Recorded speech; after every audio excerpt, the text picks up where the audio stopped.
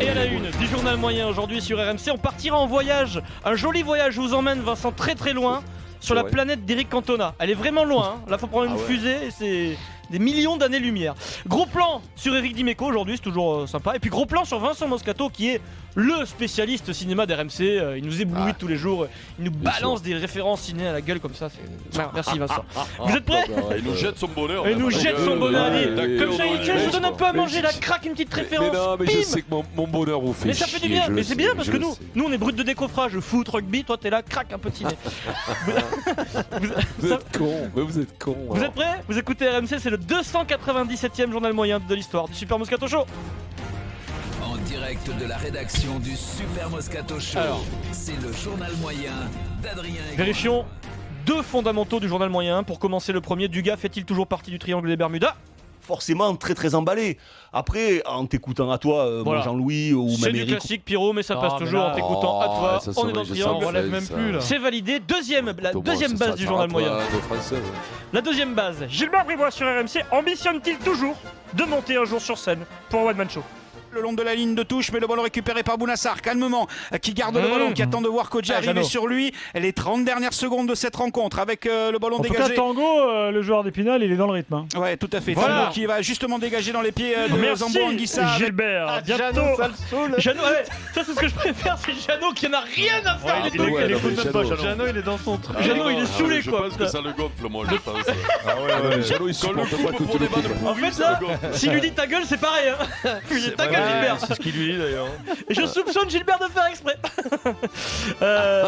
Jeannot, il supporte pas ça. Tu le sais. En plus, Il reprend, il a pas un rire, il a rien. T'entends Gilbert, si je peux me permettre, Tango est dans le rythme. Ouais, ta gueule, ta gueule. Et puis dans le team du gars. Vincent, que font-ils quand ils sont un peu courts dans les sujets? Ça peut arriver, ça nous arrive aussi. Que font-ils quand ils rament un peu? Gratuitement, ils se moquent de toi, ça mange pas de pain Vincent, ils se moquent du Super Moscato Show. Oui. Donc tu peux pas, sous prétexte que l'autre est blessé, il a pu se blesser, être à ce moment-là un petit peu fragile aussi dans le contact. Tu vois ce que je veux dire? Mais et puis non, moi je pense qu'il faut un vrai moratoire sur cette situation de jeu. Donc je pense qu'on doit réfléchir à ce règlement sur cette situation. Précisons, de jeu. Eric, avant que tu réagisses, que nous dans Team Dugas on place moratoire. Hein. C'est pas dans le Super Moscato Show là que vous auriez placé ça. Moratoire, le problème c'est que Dugas il le place, mais si tu demandes ce que ça veut dire, il sait pas. Donc, voilà, Jean-Louis Tour nous prend pour des débiles, Vincent. Un moratoire, c'est pas dans le Super Moscato Show. T'as vu, j'étais défendu. Oui. Ah, bien, C'est bien, c'est bien. Bravo. Qu'est-ce que ça veut dire un moratoire? Oui, ça veut dire quoi moratoire d'ailleurs? Dis-nous, Vincent. De quoi un Moratoire, ça veut dire quoi? C'est une étude, une espèce de on se met autour d'une table et puis on réfléchit à ce qu'on va c'est faire. l'apéro, Un moratoire, ça. Voilà, c'est un apéritif. C'est le cerveau autour d'une table. Un moratoire. J'ai cherché la définition. C'est un débat, oui. Moratoire. C'est une conversation pour faire avancer le public. C'est un terme de droit qui désigne une décision d'accorder un délai ou une suspension volontaire d'une action. C'est-à-dire on se pose, on prend le temps, on suspend la Gold Line technologie, voilà, et on prendra une décision beaucoup plus tard quand on aura fait le point. Sur le truc. c'est ce qu'on fait nous tous les soirs. Voilà. On s'arrête au bar du coin pour discuter, pour réfléchir. Chérie, je pars en moratoire ce soir. Voilà, ce soir d'ailleurs, je vais aller faire un moratoire. J'ai un gros moratoire. Sans transition, direction. Allez, on y va. Le monde parallèle, Vincent, dans lequel vit Éric Cantona.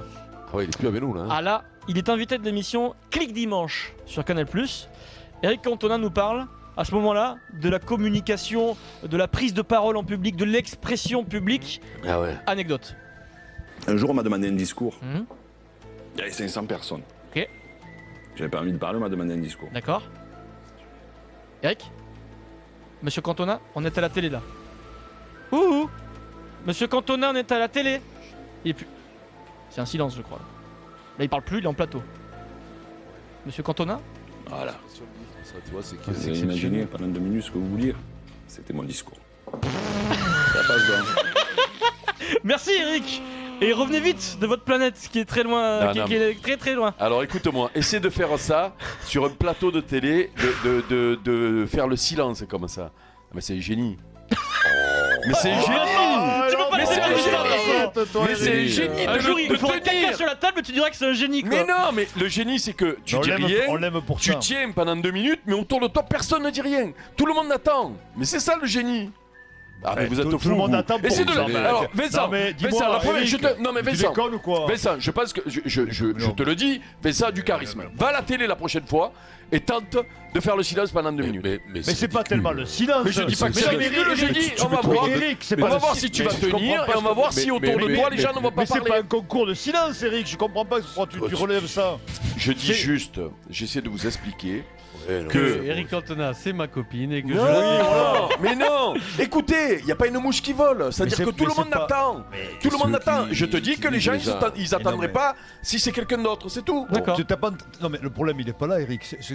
Oui, Eric, parce qu'Eric, Dimeco, Eric Cantona. Dimeco Canto. Et que Canto, il nous fait un truc à la Cantona. C'est-à-dire que c'est incroyable même. C'est hallucinant. Mais je dis pas le contraire. Je vous dis que si c'est pas Canto, un mec qui fait 2 minutes de silence à la télé, on aurait fait comme les mecs auraient fait comme Adrien a fait c'est quoi et tout. Tu sais quoi, je vais essayer de le faire. Je vais essayer de monter sur scène pendant 1h30 de rien dire.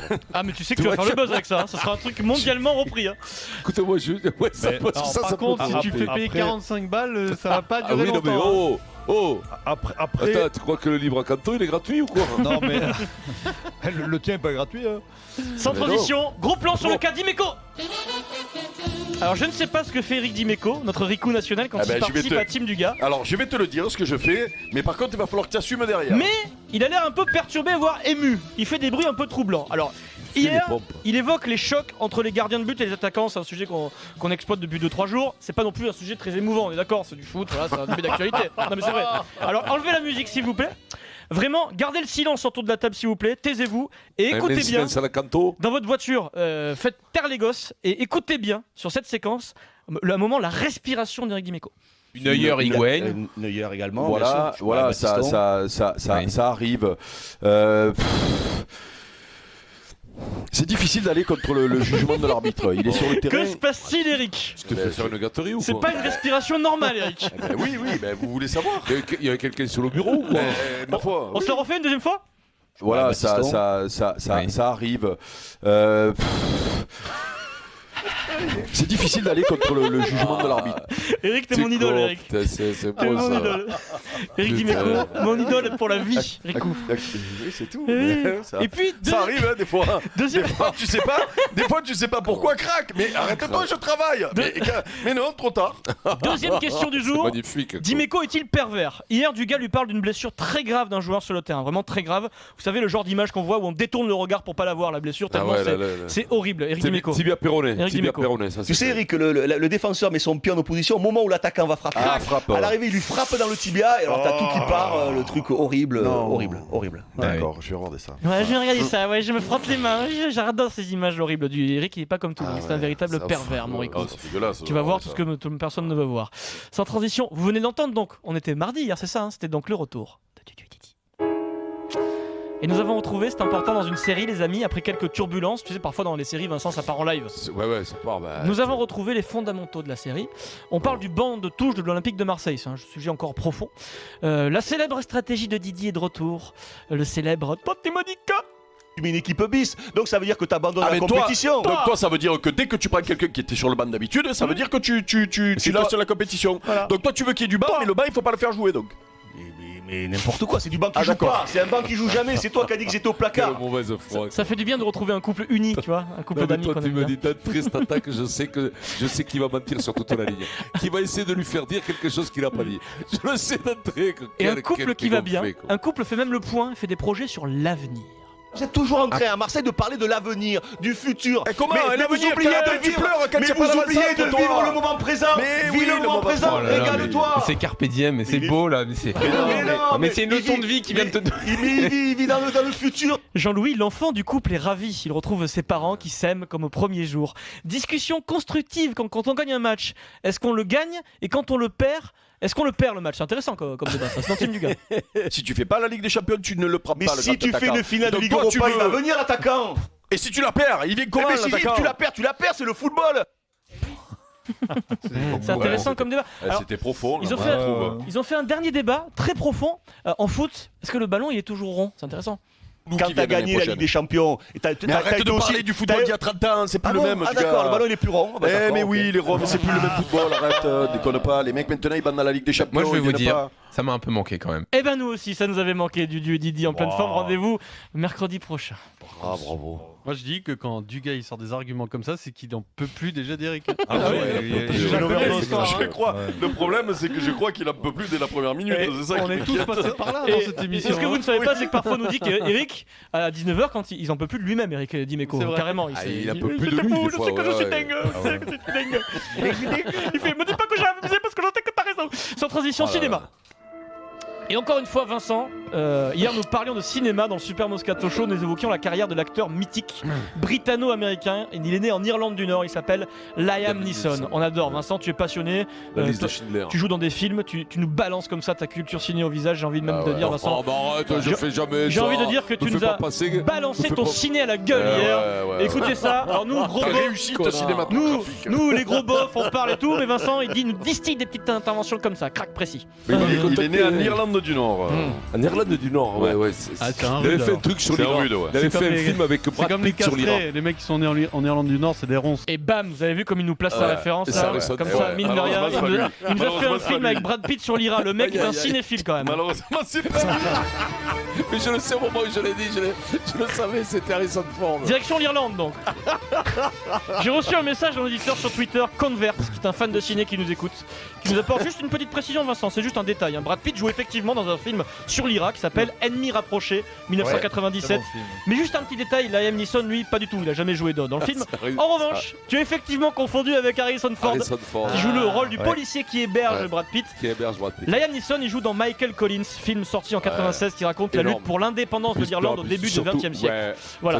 Michael Collins, c'était un film extraordinaire, puis surtout, il a tourné la liste de Schindler. T'étais à deux doigts de dire Indiana Jones en fait. L'histoire du croque-parc, non? C'est ça.